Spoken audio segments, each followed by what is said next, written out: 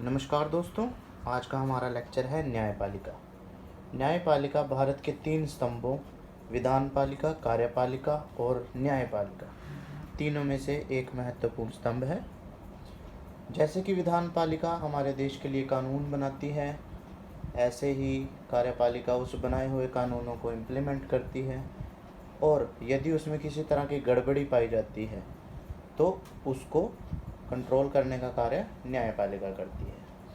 हमारे देश की न्यायपालिका ब्रिटेन के न्यायपालिका के स्ट्रक्चर से ली गई है और इसलिए एकहरी यानी सिंगल स्ट्रक्चर न्यायपालिका, सिंगल जुडिशरी न्यायपालिका कहलाती है।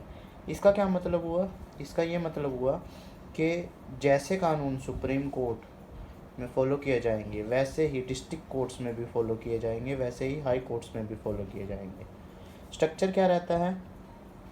सबसे पहले सबसे निचली अदालतें जो होती हैं उसे बोलते हैं जिला एवं सत्र न्यायालय। जिला एवं सत्र न्यायालय, इसमें 2 तरह के मामले देखे जाते हैं, एक दीवानी मामले या फिर सिविल कोर्ट्स, दूसरी फौजेदारी या फिर क्रिमिनल कोर्ट्स।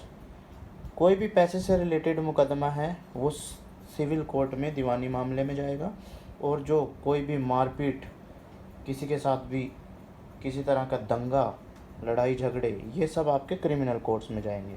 जब एक ज़िले का सबसे बड़ा न्यायाधीश उसको इस मामले को देखता है तो अगर दीवानी मामले को देख रहा है, सिविल मामले को देख रहा है तो उसको जिला न्यायाधीश बोलेंगे, और अगर फौजेदारी मामले क्रिमिनल कोर्ट को देख रहा है तो उसको सेशन जज बोलेंगे, और इकट्ठे ही इसका नाम बोलता है जिला एवं सत्र न्यायालय। यहाँ पे 2 तरह के न्यायाधीश होते हैं, एक जो एग्जीक्यूटिव पावर्स का यूज़ करते हैं और एक जो जुडिशरी पावर्स का। एग्जीक्यूटिव पावर्स में आपके एसडीएम रैंक के और डीसी रैंक के अधिकारी होते हैं, और जुडिशल में सारे जज, जिनको जज रैंक बोला जाता है, तो ये जुडिशरी रैंक के होते हैं। इस न्यायालय से अगर कोई संतुष्ट नहीं है तो वो अपनी अपील हाई कोर्ट में कर सकता है। ये एक राज्य की 1, 2 राज्य या 3, इससे भी ज़्यादा राज्यों की 1 हाई कोर्ट हो सकती है, या किसी एक राज्य की 1 हाई कोर्ट हो सकती है। तो हाई कोर्ट किस काम आती है? जिला एवं सत्र न्यायालय से जिसको संतुष्ट नहीं है वो हाई कोर्ट में अपील कर सकता है, और यदि हाई कोर्ट से भी वो संतुष्ट नहीं है तो वो सुप्रीम कोर्ट में जाकर अपनी अर्जी लगा सकता है, मगर सुप्रीम कोर्ट का फैसला एक अंतिम फैसला माना जाएगा। सुप्रीम कोर्ट के बारे में देखेंगे। सुप्रीम कोर्ट में एक न्यायाधीश और 1 मुख्य न्यायाधीश और 33 अन्य न्यायाधीश होते हैं।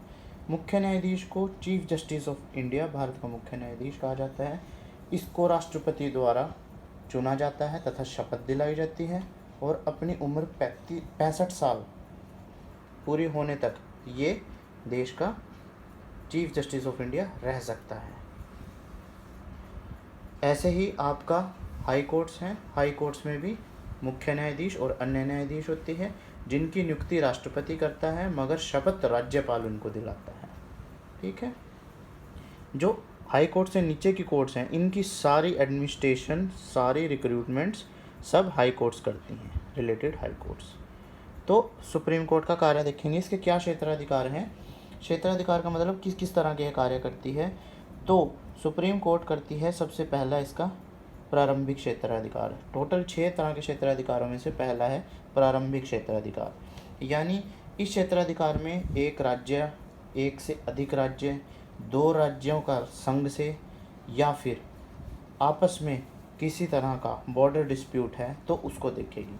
कोई भी इंसान सीधे तौर पर सुप्रीम कोर्ट में अपनी अर्जी नहीं दे सकता, मगर अगर उसके मौलिक अधिकारों को छीना जाता है तो वो सीधा आर्टिकल 32 का प्रयोग करते हुए सुप्रीम कोर्ट में अर्जी दायर कर सकता है। अदरवाइज़ कोई भी इंसान सीधा सुप्रीम कोर्ट में अपना केस नहीं डाल सकता है। वो केस डिस्ट्रिक्ट कोर्ट से होते हुए हाई कोर्ट से फिर सुप्रीम कोर्ट पहुंचेगा।